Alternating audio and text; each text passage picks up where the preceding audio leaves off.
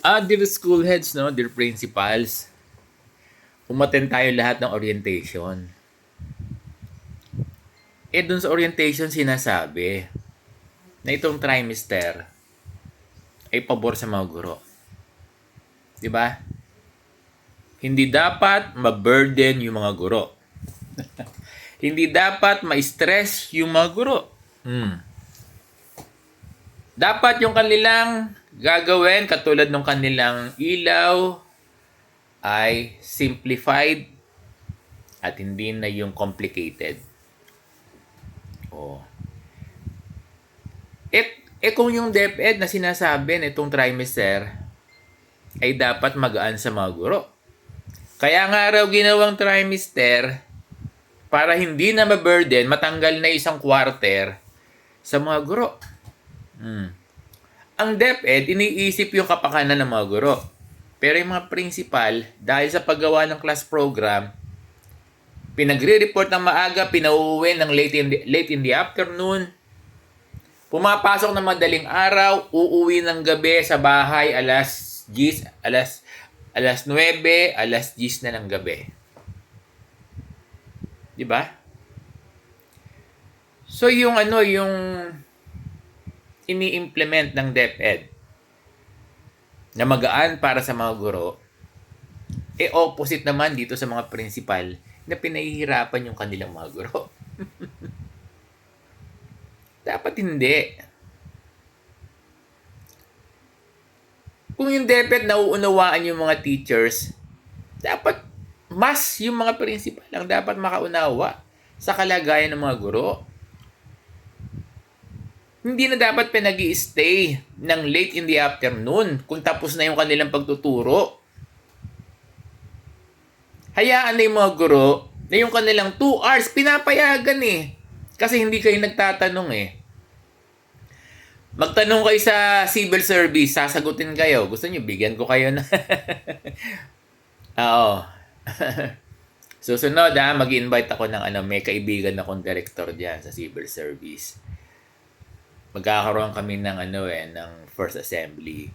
Sa second assembly, civil service naman ang imbitahin ni Sir Bong. Civil service. Director. Para mapaliwanag yan, sinasabi ko. Baka akala nyo, si Sir Bong gumagawa lang, hindi. Kayong gumagawa. You can refer this to the civil service. Itong sinasabi ko. Na dapat 6 teaching hours lang. No? So, ang nangyayari, ginagawa yung curriculum na pabor sa teacher. Sa eskwelahan naman, yung implementation ay anti-teacher. Mali. Dapat yung mga principal sumunod lang kung ano yung guidelines. Kung ano yung template, i-comply, sundin. Hindi kayo nagsasarili. Ang problema yung mga principals, hindi kami kami marunong kami mag-interpret dito. Nakakalungkot. Hindi marunong mag-interpret ng teaching load, class program, class schedule na nakaka-burden sa mga guro. Ang akala na ng principal, yung 2 hours, ay pinipilit pa rin. Nasa school lang gagawin. Kaya nire-require yung mga teachers ng 8 hours, maling-mali. Halatang yung principal, hindi nagbabasa ng tamang guidelines. Na yung 2 hours pwedeng gawin outside the school. Na pwede naman siya doon, mag-log kung saan siya nandun, kung saan niya gagawin. Wala namang problema doon eh. Wala namang problema kung magkaroon ng, kung i-require mo magkaroon ng narrative o report yung guro. Di ba sa 2 hours niya? Sobra naman pahirap niyan. Kung papagawin mo pa ng report narrative kung nasaan yung guro.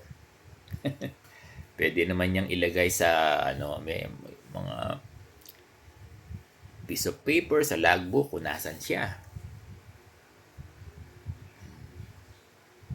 So, dear teachers, Hindi nagtutugma yung konsepto ng yung sinasabi ng DepEd na itong trimester na ayaw ng DepEd na mababurden yung mga guro. Ito namang mga school head, baligtad. No? Ang gusto, pahirapan yung mga guro, papapasukin ng madaling araw, uuwi ng gabing-gabi dahil pinapalabas 5:30. Magbabiyahe pa yung mga guro. Biro nyo, nagtatravel yung guro ng 4 a.m. dahil mag-i-in sila ng 7 a.m. 4 a.m.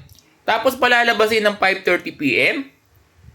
Makakauwi ng bahay yung mga guro ng 8 to 9, 10 midnight. Kawawa. Kawawa. Pinapahirapan ng mga principal natin, nakakalungkot, yung mga guro na dapat nakakapag part-time. Dapat 7 to 2:30. Okay na yan. 6 to 1:30. Okay na yan sa inyo. Dapat ganyan para makapag part-time. Sa single shift. Sa 2 shifts, walang problema dito sa amin. Yung mga second shift, nagpa-part-time ng maga. Yung mga first shift, nagpa-part-time sila ng hapon. Napakadami ding mga garnish dito sa Metro Manila. Dito sa Caloocan. Pero nakakasurvive sila dahil nakakapag-part-time sila.